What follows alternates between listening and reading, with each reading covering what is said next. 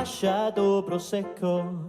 Ti'n heiddi 2 neu 3 blwyddyn hir, blwyddyn heriol oedd 2023. O llynedd ar y sioe ma nes I ganu can naif, ond dim tro ma, o dwi di dysgu fy ngwers eleni. Dwi'n gwybod yn well nag I ganu can llawn gobaith, a chael fy mhrofi'n rong. Felly heddiw fy neges yw bydd blwyddyn nesa'n waith na hon. Gobeithio am flwyddyn newydd dda, llawn pobl hyfryd hael. Gobeithio am flwyddyn newydd dda, ond dwi'n rhagweld yn wael.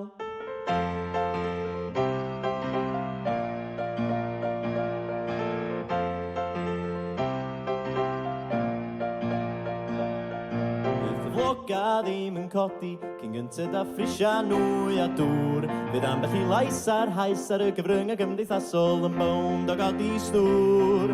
Fydd rhai o dy hoff enwogion yn cael eu canslo ma'n siŵr. Am ddeud neu deud rhywbeth eithafol fydd na gannoedd o sgandal a gwleidyddol.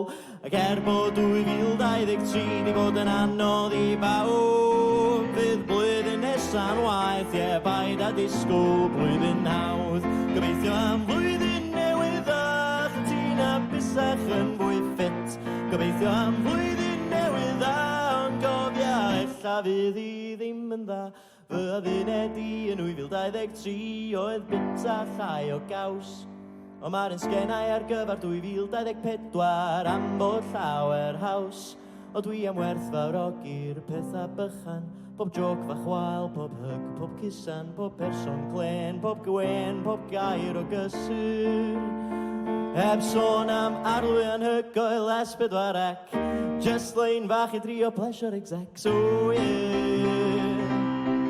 Sim isio cael dy siomi, cadwad y gwpan yn hannar llawn.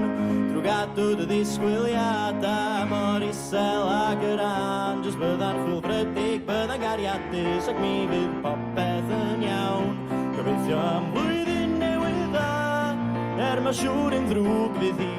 Ond os ti isio blwyddyn newydd dda, wel ma hynny fyny chdi. Gobeithio am flwyddyn newydd dda, ond os li bethau'n mynd yn wael, gna hi'n flwyddyn newydd dda, drwy fod yn garedig yn ddiffael.